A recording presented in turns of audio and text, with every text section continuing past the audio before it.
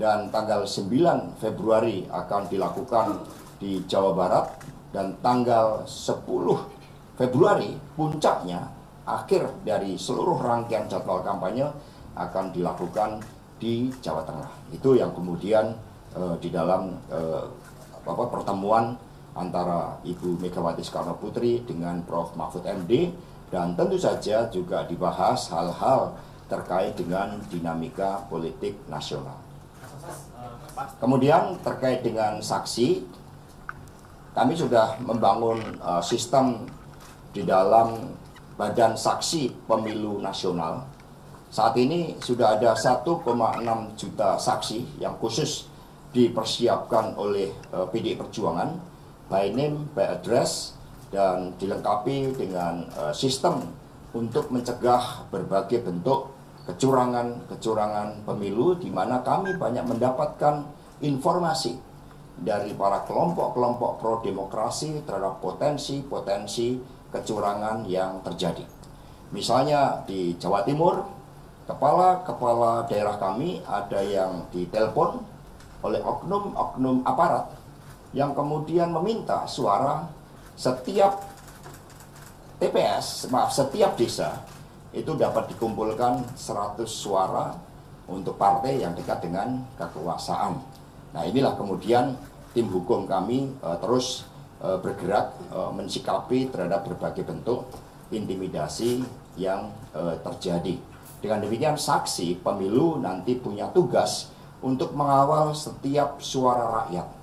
Dan gerakan-gerakan dari civil society kami sangat bersyukur karena mereka akan membangun kekuatan jejaring kawal pemilu sampai di tingkat TPS, sehingga berbagai upaya untuk membangun pemilu jurdil melalui pengawasan secara langsung oleh rakyat, oleh kelompok-kelompok pro-demokrasi, dan juga oleh partai politik akan dilakukan dengan sebaik-baiknya.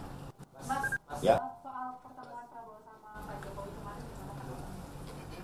Yang di Magelang? Ya, Pertemuan kemarin itu kan dalam rangka juga ada agenda negara terkait dengan peresmian di Akademi Militer Magelang, dan kemudian memunculkan banyak respon dari publik karena dianggap sebagai kelanjutan dari pernyataan dari Bapak Presiden Jokowi ketika menyatakan akan berpihak dan sebagai presiden itu boleh kampanye. Kemudian memunculkan suatu respon sentimen negatif yang begitu besar, termasuk kemarin ketika makan, ya, karena yang mau dimakan mungkin jagung nggak tumbuh-tumbuh, maka dapatnya makan bakso.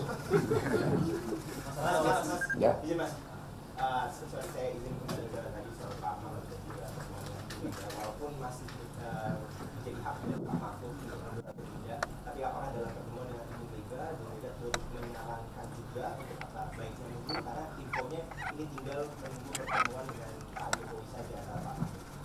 Terkait dengan mundurnya Prof. Mahfud, sebenarnya sudah dirancang antara Pak Ganjar Pranowo dan Prof. Mahfud MD bersama dengan partai politik pengusungnya, PD Perjuangan, P3, Perindo, dan Hanura, di dalam rapat dengan TPN beberapa waktu yang lalu.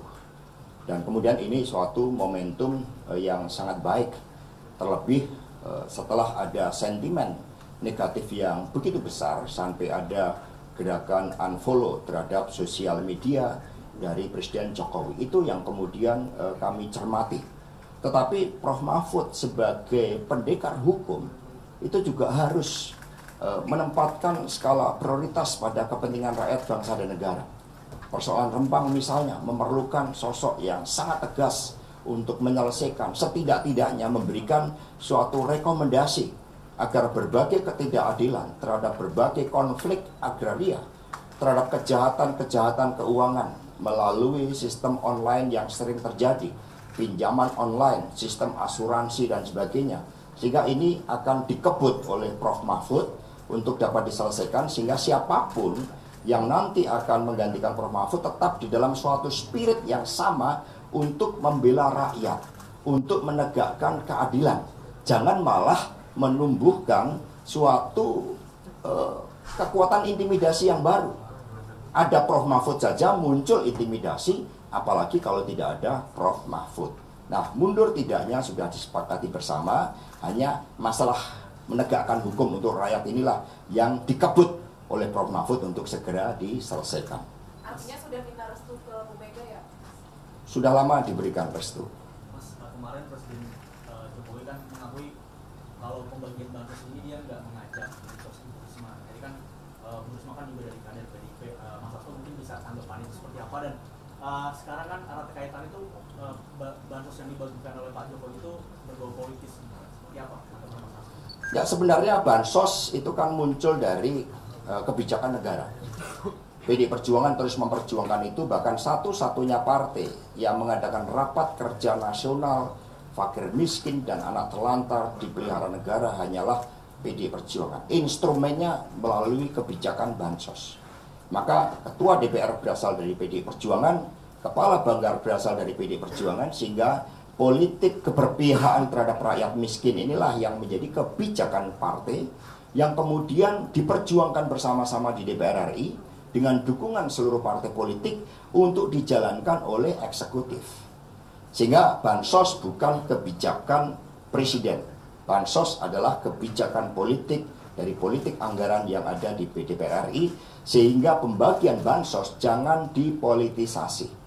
Dan ini seharusnya di dalam tata pemerintahan negara yang baik menjadi ruang lingkup dari Kementerian Sosial. Dengan mengingat Ibu Risma ini sosok yang memiliki integritas tinggi, beliau tidak mau data-data bansos ini dipakai untuk kepentingan politik partisan, apalagi untuk memperjuangkan kepentingan keluarga. Maka kemudian mengapa dengan sikap Ibu Risma yang sangat kokoh pada integritas itu, lalu Ibu Risma tidak diajak, termasuk di dalam kebijakan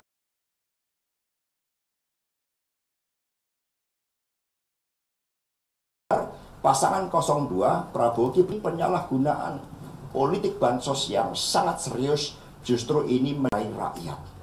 Dan ini tidak sesuai dengan tata pemerintahan negara yang baik. Bahkan Bu Risma pun menceritakan sekarang ya suasana di dalam rapat kabinet, bahkan karena Mulyani juga sosok yang memiliki integritas, di dalam debat bahkan Pak Prabowo sampai mengkritik Ibu Sri Mulyani karena ketika dana itu mau dipakai untuk kepentingan alutsista, bagi Bu Sri Mulyani, alutsista kita ya rakyat itu, maka rakyat harus diperkuat, termasuk melalui kebijakan instrumen sosial melalui bansos. Nah, terkait dengan Bu Risma yang dipersoalkan adalah data untuk beras miskin, yang ternyata begitu tidak melalui Menteri Sosial, di dalam prakteknya itu banyak beras-beras Bulog ditempeli stiker pasangan Prabowo Gibran, dan ini betul-betul pelanggaran yang sangat serius sampai Bapak Wapres itu memerintahkan untuk dilakukan suatu kajian secara khusus terhadap pelanggaran itu. Mas Hasto, artinya apakah dari PDIP ada langkah selanjutnya untuk melawan juga bansos yang politisir, karena kalau memang walaupun tadi sempat disebutkan keluar dari Pak Jokowi, tapi itu semua akan dirapel di bulan Februari sebelum pemilu. Bansos adalah kebijakan politik negara, di mana politik anggaran itu melalui DPR RI. Nah, karena itulah yang menjadi persoalan adalah implementasi dari politik bansos. Tapi kebijakannya tidak salah, karena sejak awal kita berjuang untuk kepentingan wong cilik, untuk kepentingan rakyat banyak. Apalagi Pak Ganjar itu juga melekat dengan predikat sebagai presiden rakyat. Nah, di tingkat implementasinya inilah yang akan dievaluasi, tetapi rakyat juga memahami, kemudian muncul kelompok-kelompok civil society yang mengkritisi penggunaan secara sepihak dari bansos tersebut, yang seharusnya rakyat ini udah susah. Yang penting bantuannya tepat sasaran, itu yang menjadi prinsip dari PDI Perjuangan dan pasangan Ganjar Mahfud.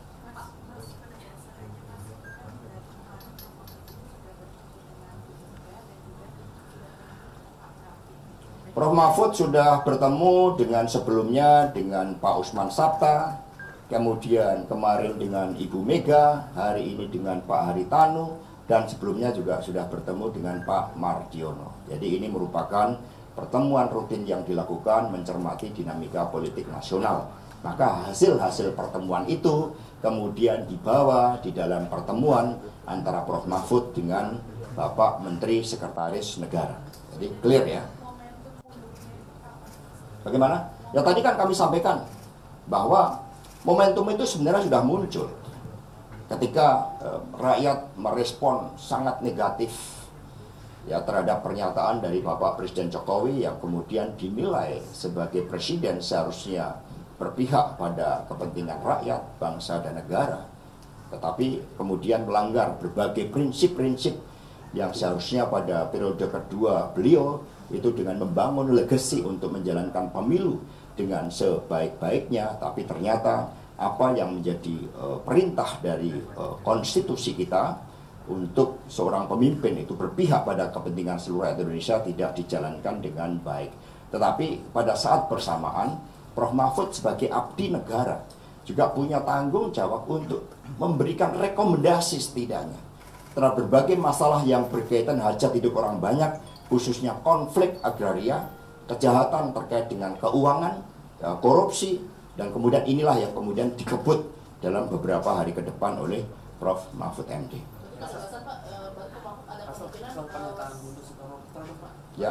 Kalau misalkan Ganjar Mahfud yang menang, maka nasib Jokowi itu bagaimana, Pak? Ya, kalau Ganjar Mahfud menang karena itu memang gerakan rakyat itu memang sentimennya sangat positif terhadap Pak Ganjar dan Pak Mahfud. Di tengah berbagai bentuk intimidasi, penghadangan, justru rakyat berdatangan pada kampanye hajat rakyat, hajatan rakyat yang dilakukan oleh Ganjar Mahfud. Nasib Pak Jokowi bagaimana? 20 Oktober.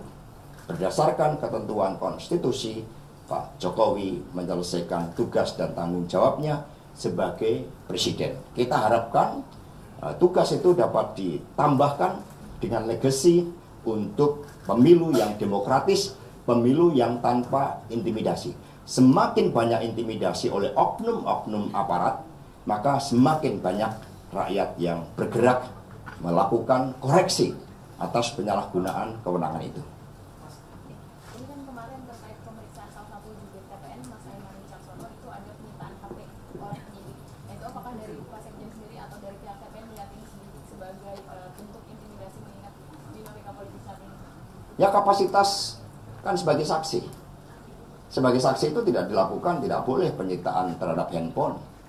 Sehingga itu merupakan abuse of power. PD Perjuangan menyatakan solidaritasnya dan akan ikut mengerahkan lawyer, ya 1000 lawyer untuk membela Aiman atas perlakuan yang tidak adil. Karena fakta-fakta di lapangan memang terjadi berbagai bentuk intimidasi.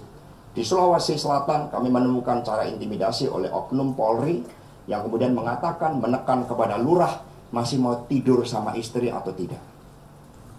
Artinya apa? Itu tekanan supaya mereka mendukung pasangan 02. Ya. Pak Prabowo kemarin mengatakan ada upaya pengerusakan surat suara pada hari pencoblosan. Salah satu daerahnya itu Jawa Tengah. Lah kalau suara rakyat dirusak itu kualat. Itu karma palanya ada. Jadi siapapun yang merusak rakyat, yang mematikan nasib rakyat, yang menculik mahasiswa itu akan kena karma. Ya. Mas, hari ini Pak Mas Butet dilaporkan oleh Projo DIY karena dugaan penghinaan terhadap Presiden Jokowi dilakukan dari PDIP sendiri. Jadi harus dilihat Mas Butet ini sebagai budayawan yang memberikan kritik, meskipun kami tahu ya Mas Butet ini kan sangat dekat dengan Pak Jokowi sebelumnya. Beliau sampai begitu kecewa sampai gambar Pak Jokowi diturunkan dan kemudian diganti dengan gambar Wiji Tukul. Itu cara seorang budayawan mengekspresikan terhadap apa yang terjadi. Karena beliau dekat ya secara emosional, beliau berharap Pak Jokowi ini mampu menjalankan legasi dengan sebaik-baiknya, tetapi pada akhir kepemimpinan beliau ternyata terjadi rekayasa hukum di Mahkamah Konstitusi, kemudian terjadi berbagai bentuk intimidasi, bahkan di dalam putaran-putaran akhir pemilu yang seharusnya seorang pemimpin itu melindungi segenap bangsa dan seluruh tumpah darah Indonesia, Pak Jokowi lebih asik berada di Jawa Tengah. Padahal Indonesia bukan hanya Jawa Tengah, Indonesia dari Sabang sampai Merauke, dari Miangas sampai Rote, sehingga ini kritik yang diberikan oleh seorang budayawan seniman dengan caranya. Nah, untuk itu, ketika ada proses-proses terkait dengan hukum, sementara kebebasan berekspresi itu diberikan, maka kami juga akan menyampaikan solidaritasnya. Rakyat akan ikut membela menyampaikan solidaritas. Karena ketika seorang budayawan mengkritik, itu sudah dengan rasa, itu sudah dengan alam pikir dan hati nurani yang jernih. Ini yang sebenarnya terjadi, yang seharusnya tidak perlu ketika Pak Jokowi betul-betul menjalankan tugasnya sebagai pemimpin tanpa berpihak pada pasangan calon tertentu. Di masa kampanye ini, kampanye dari Pak Ganjar Pranowo terkesan dibuntuti oleh Pak Jokowi yang kemudian datang gitu ya di titik-titik kampanye Pak Ganjar. Gimana tanggapan itu? Ya, yang paling penting adalah Pak Ganjar, Pak Mahfud mendapat dukungan rakyat sehingga kampanyenya selalu penuh. Sebaliknya kampanye Pak Prabowo Gibran kita lihat di sosial media banyak yang kosong meskipun sudah mencoba dilakukan mobilisasi. Berbagai upaya memang dilakukan untuk mengepung basis PDI Perjuangan, basis Pak Ganjar di Jawa Tengah, di Jawa Timur, tetapi rakyatlah yang menjadi penopang kekuatan utama dari Pak Ganjar, Prof. Mahfud. Mas, lagi ramai juga di sosial media nih, tadi Bang Masinton di teksnya itu memberikan tagar amin aja dulu sama tagar Ganjar Mahfud 2024. Nah ini apakah dari TPN dan PDIP sendiri melihatnya pertanda kolaborasi kan putaran kedua atau seperti apa nih? Mulai tanda-tanda muncul. Jadi kami fokus pada gerakan turun ke bawah, memperkuat akar rumput. Gerakan rakyat inilah yang akan memenangkan Ganjar Mahfud. Gerakan rakyat inilah yang akan melawan skenario satu putaran yang dipaksakan untuk pasangan nomor 2. Nah, maka apa yang muncul dengan gerakan 4 jari, salam 4 jari, 1 dan 4 tanpa nomor 2, itu sebenarnya adalah suatu aksi reaksi terhadap berbagai bentuk pemaksaan kepada pemilu yang seharusnya jurdil. Ini nyambungnya banyak banget ini. Nyambung untuk kampanyenya. Ada kekhawatiran nggak sih akan nanti suaranya akan tergerus gitu mungkin Mas? Yang kedua, sampai saat ini Mas Pak Jokowi itu masih kader PDIP nggak? Yang penting sentimennya positif, akhirnya kan malah rakyat juga bereaksi buat Pak Ganjar dan Mahfud. Rakyat itu membela yang tertindas. Siapa yang tertindas? Pak Ganjar dan Prof. Mahfud. Sentimen Pak Ganjar 7 hari terakhir ini mencapai di atas 70%, kemudian Prof. Mahfud mencapai 68%, sementara yang mencoba untuk menggunakan kekuasaan justru malah negatif. Jadi kekuatan rakyatlah yang akan berbicara. Ya. Mas, kembali ke Pak Mahfud tadi terkait mundurnya Pak Mahfud ini, apakah kemarin Pak Anies sempat bilang Pak Mahfud belum mundur karena sudah menyiapkan kabinet pemilihan, apakah Pak Mahfud menyiapkan penggantinya gitu? Apakah nanti akan merekomendasikan kepada Pak Jokowi misalnya penggantinya Pak Mahfud di Menko Polhukam?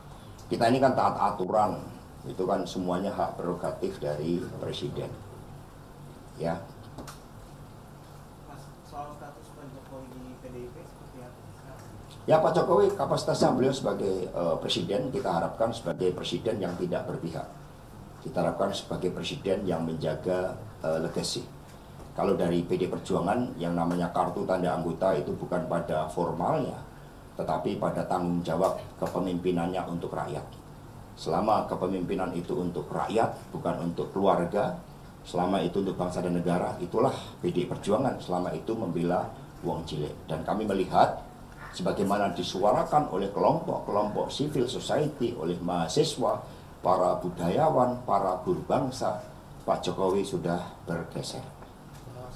Ya. Sudah ada komunikasi antara fraksi DPR, PDIP dan Nasdem di DPR terkait kemauan pemikiran dengan Pak Surya Paloh. Ya kalau di fraksi ya komunikasi dengan seluruh fraksi, ya, bukan hanya dengan salah satu fraksi saja, ya dengan seluruh fraksi. Bahwa berbagai intimidasi akhirnya menciptakan suasana psikologis untuk saling berkomunikasi, itu ya, itu wajar. Tetapi yang penting bagi PD Perjuangan bersama P3, Perindo, Hanura, dan gerakan para relawan untuk Ganjar Mahfud, kami fokus untuk menangkan Pak Ganjar, Prof. Mahfud sebagai pemimpin rakyat, pembela wong cilik yang fokus pada masalah ekonomi untuk menciptakan lapangan kerja dan mengatasi naiknya harga-harga kebutuhan pokok rakyat, serta membangun demokrasi, menempatkan rakyat sebagai sumber kedaulatan tertinggi. Ya, kalau Pak Prabowo kan kedaulatannya dari Pak Jokowi. Oke, next. Mas, terakhir Mas, merangkum semua tentang Pak Mahfud hari ini Mas. Jadi apakah kemudian tadi mengutip Mas Hasto juga bahwa situasi rapat kabinet ini juga sudah tidak kondusif begitu? Apakah jika nantinya Pak Mahfud benar mundur, apakah akan memberikan efek mundur bagi menteri yang lain?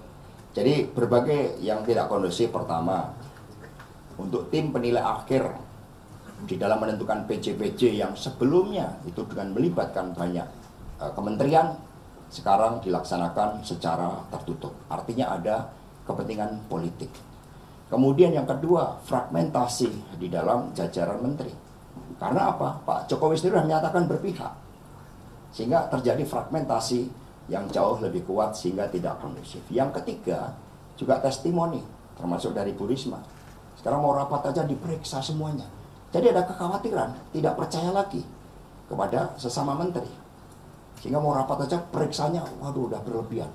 Kira-kira seperti itu. Artinya inilah yang sebenarnya suasana terjadi. Kami berharap Pak Jokowi benar-benar fokus sebagai Presiden Negara Republik Indonesia yang melindungi segenap bangsa dan seluruh tumpah darah Indonesia. Itu amanat konstitusi yang sejati-jatinya bagi seorang pemimpin yang eling lan waspada. Ya, cukup ya? Nah, ini udah rangkuman.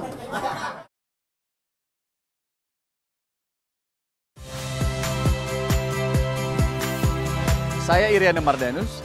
Saksikan program-program Kompas TV melalui siaran digital, pay TV, atau media streaming lainnya. Kompas TV, independen, terpercaya.